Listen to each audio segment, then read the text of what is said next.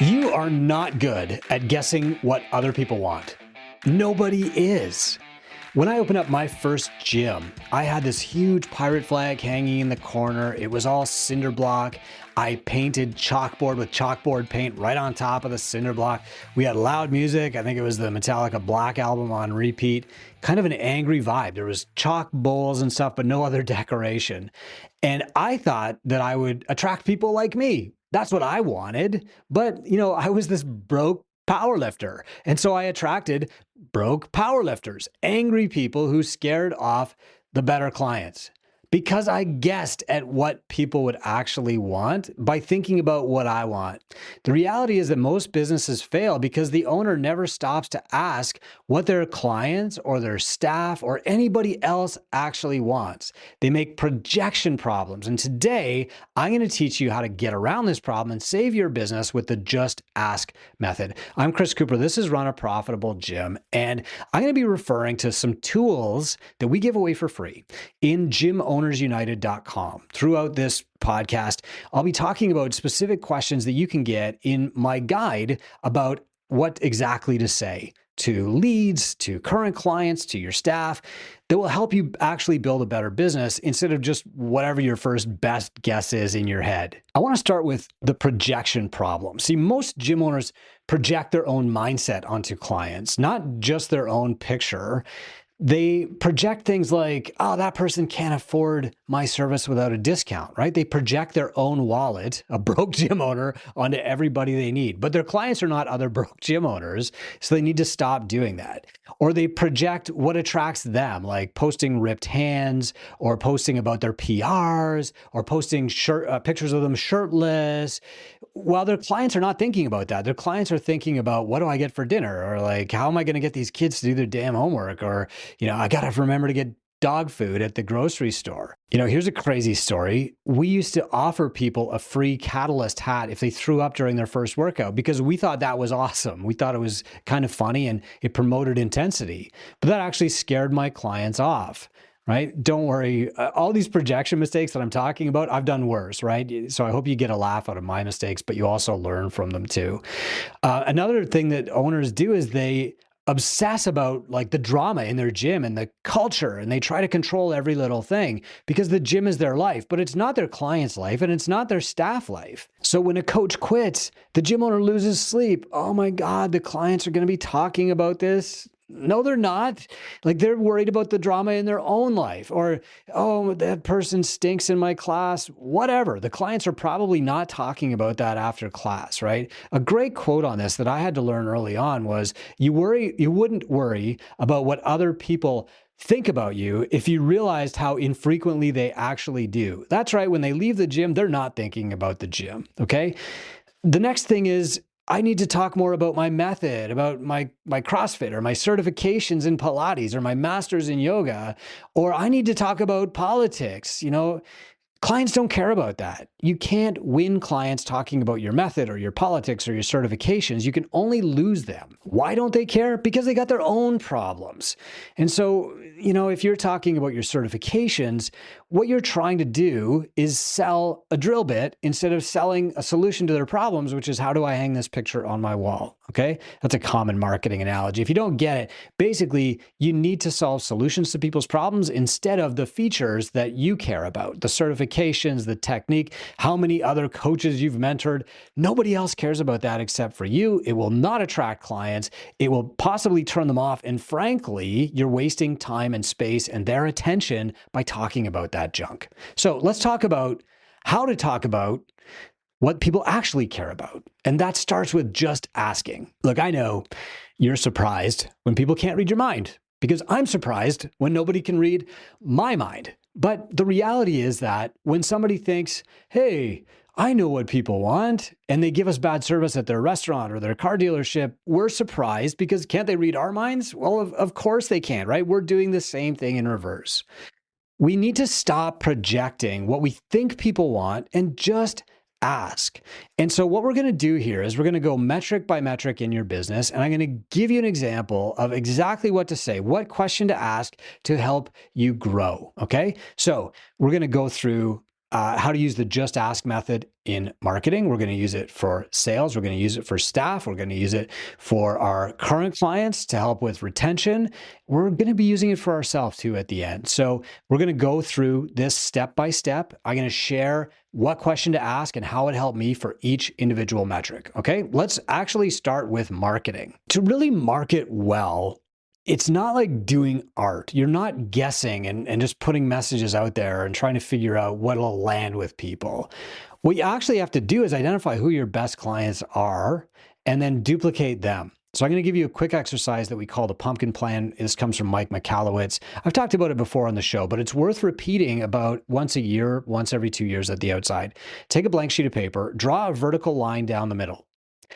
On the left-hand side of the line, I want you to draw a smiley face. On the right-hand side, I want you to draw a dollar sign. And then I want you to pull up your client list. Okay, just hit pause while you do that.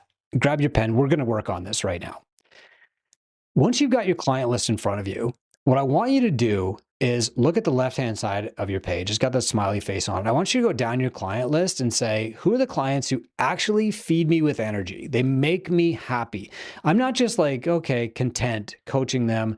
They actually show up and I get energy from them being in my group or meeting them for an appointment or coaching them. Okay, they have batteries included and more than enough energy, and it actually overflows and feeds you with energy too. Okay, write these names down. You might have 3, you might have 7, you might have 10, you might have 5. I usually get about 6. Okay, then you're going to turn to the other column, the dollar sign column, and look at your member list again and say, which of these clients pay me the most money? So just go month by month, like what is this person paying per month? You know, are they paying for 3 other people? Great. Are they taking our highest value service? Great. Like write them down. And again, you might get 5, 6, 7 people on this list. You can do your top 10 if you want to. It doesn't matter. When you've done that, I want you to compare your 2 lists, okay? Your happy list and your dollars list, and look for the names that appear on both. So if Sally shows up on only the happy list, okay, that's great, but we'll leave her off this exercise. If Billy shows up on the happy list and the dollars list, let's circle Billy's name. We're going to come back to him. And then keep going down your list and looking for other matching names.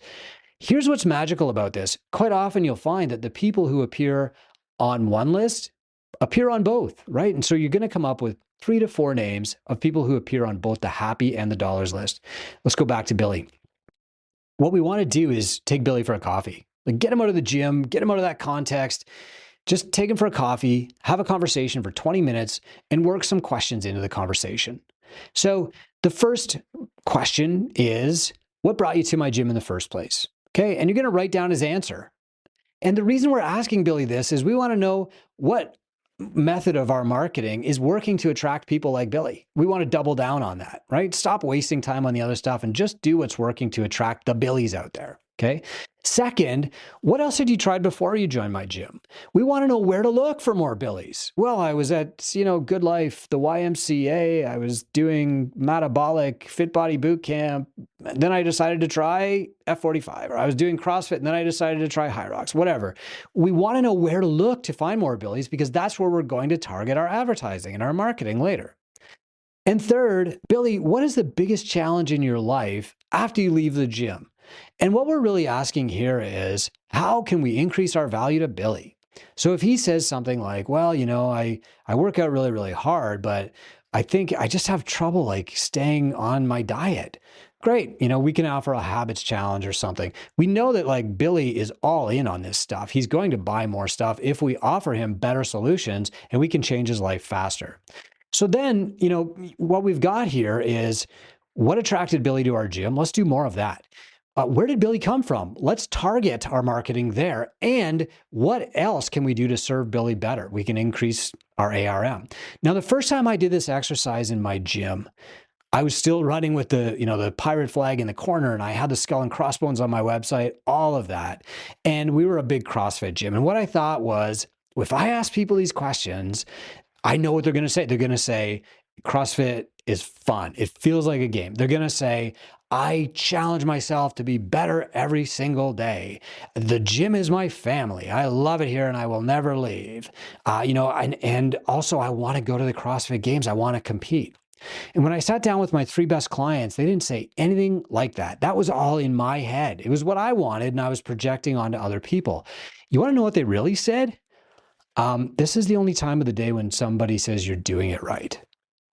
Whoa, very different, right? This is the only place where people remember my name. Oh, record scratch. What? And then finally, hey, no matter whether I have a good day or a bad day in the gym, it makes the rest of my day better.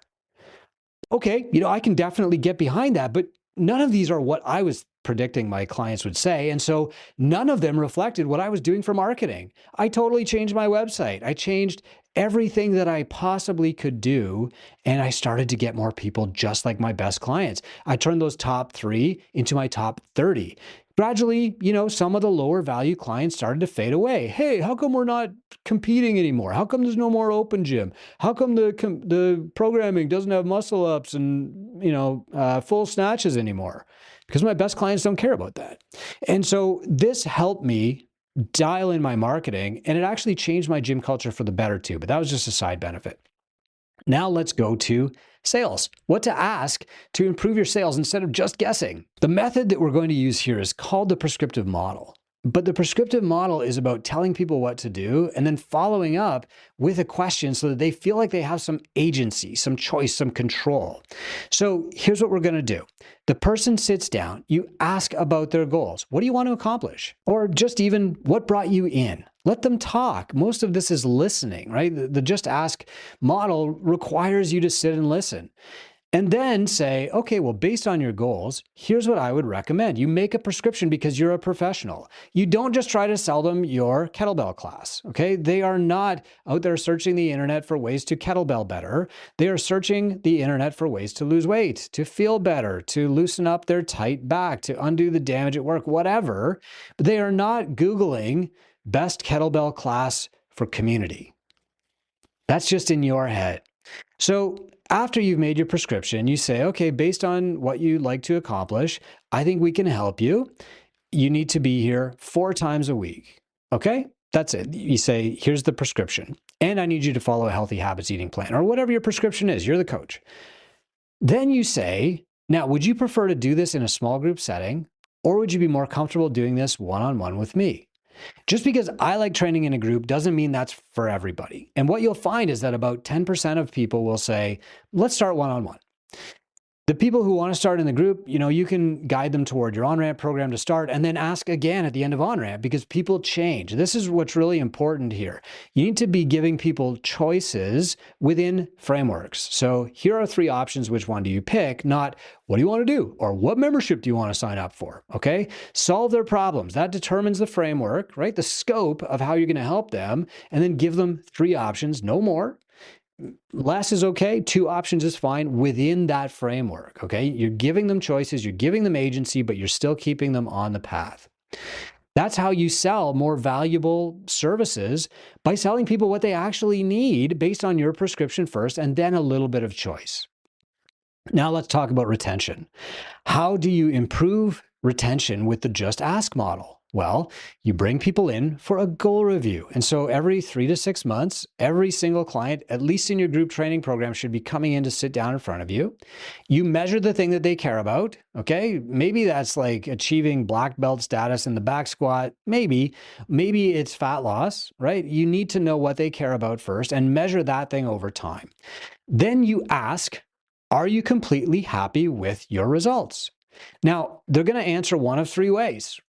The first answer is, yes, I'm completely happy. And if they do, you say, high five, you're doing amazing. Keep coming to class. And by the way, I've got my camera here. Would you please share a message for the next client to help encourage them to do what you've done? Okay. If they say, kinda, I'm happy, but I wish it was coming faster. I'm happy with my strength gains, but I wish I was losing weight. I'm happy with my weight loss, but I'm not getting any stronger. If there's a maybe in there, we have an opportunity to make them a new prescription. Okay, if I were in your shoes and I wanted to speed up my results, here's what I would do. How does that sound? You make a new prescription. You just update their prescription a little bit. This is going to feel like an upsell, but remember, the person is happy. They just want more, and so you're going to give them more. The third thing they might say is no. I am not happy with my results. And this is actually not a bad answer either, because they're telling you they're unhappy instead of leaving and letting you guess. So the just ask model works even if it gives you an answer that you don't really want to hear. So what you'll say is like, okay, if I were in your shoes, here's what I would do differently. And you give them a new prescription. Then you ask, how does that sound to you? And most of the time they will continue with their gym because it's better than starting over with a new coach or going out there into the wilderness and trying to figure it out on their own again. Despite what Men's Health magazine said in August 2025, people don't want to mix and match and go to 5 different gyms and try to figure it out. They want you to tell them the answer. But to tell them the right answer, you have to ask them the question first. The next metric that we can apply the just ask model to is ARM, average revenue per member. And in this method, we don't guess what people want. We don't guess at add-ons or perks or offers. This is the big problem that a lot of owner-operator gyms have. They think, my people want more open gym time. I'm just going to add that. But not everybody wants that, and that means that not everybody will value it. Or, hey, my people want to do more gymnastics. I'm going to run a gymnastics class Tuesday night at 7 p.m. And I'll get rid of like the CrossFit class or whatever at that time, and I'll just run that class. And this was really, really common, 2015-ish. But the problem is that not everybody wants that gymnastics class. And the people who wanted the CrossFit class at 7, they don't want to come to gymnastics until they've lost a class. You can apply High Rocks in this example right now. This is really common. I'm going to take away my Saturday classes and just do High Rocks. Cool, but your 100 members didn't sign up for that High Rocks class. They signed up to do a regular kettlebell class or whatever it is on Saturday mornings. So you're actually taking things away. What you're better to do is offer that class for people who want it at an increased price, at a separate price, okay? You need to use goal review data to identify what people want more of, if that's performance like High Rocks, or you can also do a hand-raising post to determine, do I need a specialty group for kids or for seniors, right? So you could say, hey, who's looking for something for their kids this summer? And if you get a lot of hands raised, you offer a kids program for the summer. Or you could say, who has a parent whose health they're kind of concerned about? And if you get a lot of responses, then you offer a Legends program for 6 weeks. You don't commit long-term to putting that on your schedule or bumping anything else. You do a one-time group. You fire a bullet before you fire the big cannonball. You test it. And then that will tell you what people actually want. First, you ask them, and then you ask them to prove it by offering this thing at an separate price. And if they want it, they'll answer by proving it with their wallets, by buying it. The next place that you can use the ask method is in your expenses, and we call this ROI. See, every expense that you commit to, your software, your lease, your equipment loan, your staff pay, you did that for a reason, and you did that to give yourself entrepreneurial leverage. You started a business to get some leverage on your life, so you're not just trading time for money. That's great. You rented this location because it would give you the best leverage to get the best possible business for you and your family. You signed up for that software because you thought it would give you some leverage on marketing, and you signed up for that bookkeeper because you thought she would give you the best leverage on not going to jail for not paying your taxes. You're always buying leverage, and you should get a good return on that investment. You signed up with TwoBrain to get a good return on investment from mentorship. You can pay something upfront for a year or two and get results back for the next 30 years that will pay off and snowball to the point where you can't even count the returns anymore. Instead of cutting any investments, oh man, this was a bad month, I'm going to stop my marketing, cut my ad spend. I'm going to, put my mentorship on hold. I'm going to stop doing the marketing. You stop doing the things that actually grow you. Instead of cutting things, just pause and ask, how can I get a better return on this investment? Now, you don't even have to figure that out for yourself. You can go to your bookkeeper and say, how can I get a better return on our time together? You can go to your mentor and say, how can I get a better return on revenue this month? Or how can I focus on more clients this month? Or how can I improve my retention this month?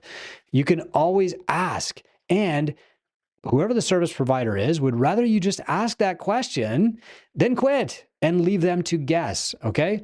If you're talking to your landlord and you're saying like, hey, it's been a rough month, how can I get a better return on this investment? They will probably have better ideas than you do. They might say something like, oh boy, I can't risk losing this tenant. maybe we can cut off 300 square feet, or maybe you can sublet 300 square feet to a massage therapist, or maybe I can let you have access to the parking lot on the weekends, or etc. They're not going to cut the price for you, but they are going to help you get a better return on that investment. Okay. So, I do this every single year. Now that I know this trick, I go to my accountant every year. How can I get a better return on my investment? Well, Chris, I can give you a better dashboard to tell you how you're doing day to day. Wonderful. This year, my accountant said, let's bring the bookkeeping in-house. That way it streamlines it. It'll save you a few bucks. Perfect. Great. I went to my attorney. How can I get a better return on this investment? He said, stop using chat GPTs to work out your lease agreements in advance. What I can do is set you up a lease template and you can just plug future names and dates into it. Great. Like, this cost me a little bit of money up front, but I can use this 30 times in the next decade, right? So the service providers have better ideas than you do. Oh, here's a great one. I went to my software company and I said, how can I get a better return on this investment? And they said, Chris, give us a list of all the software platforms you're using. Well, there was Zen Planner, Beyond the Whiteboard, this whole list, right? I had a whole bunch. I'm using this for my website. And they said, well, Chris, Kilo can do all of that. So wait a minute. I got my website, I got my CRM, which I was paying for separately. I've got my booking and billing, which I was paying for separately. And when they ever add WOD tracking, I can put all that into an all-in-one. This is why I love Kilo, by the way. Usually when somebody is selling an all-in-one, it means that they are best at none, right? They have WOD tracking and they have billing, but neither is like the best. And they're just kind of like combining it. And you're looking at this to save money. You actually have to say, is this going to give me a better return on my investment? And when I started with Kilo, they were still GLM. I said, how can I get a better return on this investment? And they said, well, package the CRM with the website and then just track leads, and that'll tell you what your return is. And boom, in the first month, it was like a 3x return on investment. The more money I put into the system, the more money I got back out. And I said, this is a money machine. Like, I'm going to keep doing this. Now, I don't own Kilo, by the way, so take this for what it's worth. But this is my testimonial for them, I guess. The next metric we want to talk about is effective hourly rate. Like, how can we use the Just Ask method to improve our staff retention and our staff performance and our staff ascension? We want them to build careers. Well, the question you're going to ask your staff is, what do you want most now? So when you hired them, they might have wanted to trade their membership against some time, right? But maybe that's changed now. Or maybe the work situation outside that you don't even know about has changed and they want to go full-time in your gym. Or maybe they are full-time in your gym and they want to go half-time so they can work on social media or something else. The key is that just like you do goal reviews with your clients, you have to do a career roadmap meeting with your staff every 3 to 6 months and start with, what do you want from life and how has that changed? What do you want now? Okay. And just like your clients, you want to know what's changing for your staff so that you can help guide them to getting what they want through your business, or help guide them out instead of just, hey, I took a new job across the country, I'm leaving Monday. You need to be in control of your staff journey, just like you are of your client journey, by creating opportunities, not just by giving them a raise, but showing them how to earn more money, guiding them, coaching them, mentoring, just like you're coaching and mentoring your clients. All right. Last question. Use the Just Ask method on yourself. And I want you to ask yourself at least once a year, what does my perfect day look like? The reason you have to do this, just like you have to keep asking your staff this, why you have to keep doing the pumpkin plan on your clients, is because your perfect day will change. My perfect day as a 30-year-old involved a 2-hour workout in the middle of the day. It involved tracking my metrics on, the back squat, the clean, how many double unders I could do, winning workouts, showing up and competing at different throwdowns and stuff. Now, as a 49-year-old, my perfect day looks nothing like that. My perfect day starts with my golden hour now. It progresses to taking my dog outside at 7 a.m. It moves on to making content to help other gym owners like this. It means training at 9 a.m. on my bike, regardless of the weather, etc., and finishing up usually around 2 in the afternoon. That evolves over time, and you need to constantly ask yourself, what's my perfect day now? Because once you have that, the next logical question is easier. You can say, okay, how much money do I need to earn to provide that perfect day for myself and my family? And that will give you a clear net owner benefit target that you can build your business around delivering. If you don't know how to do that, of course, your mentor will help you. All right. These are the just ask method questions for improving every single metric in your business, stopping the guessing, stopping getting the wrong answers, stopping stubbing your toe on your business and growing to hate it because it feels like you're always wrong. Stop being wrong by stopping the guesswork and just asking people. Here's the payoff. None of us can read anybody else's mind. And when we try to guess about marketing, about what our clients want, about retention, it creates wasted time, wasted money, and wasted opportunities. And this is so frustrating because it feels like you're just wrong all the time, like you're stubbing your toe and you're fighting your business, that it often leads people to quit. They feel like, I'm just wrong. I don't know. I don't get it. And they throw their hands up in the air and they lose hope. Guessing produces this wasted time, wasted money, and wasted opportunities. The way around this is just to ask. Lower yourself, humble yourself and just ask people. This will produce clarity. It'll produce better service, happier clients, and more profitable gyms. The key is that you've got to get over yourself. You've got to approach this with humility and just ask people. So if you want some help with this, you can download my Exactly What to Say guide at gymownersunited.com. Just ask me for it, and I'm happy to give it to you. Send me a DM, ask me advice. What should I say in this situation? What should I say in that situation? You'll be talking to a human here. Hello, not a robot or some kind of chat bot. And if you want a copy of this guide, I'm happy to give it to you. I'm Chris Cooper. This is Run a Profitable Gym. And hey, if you want more help, just ask.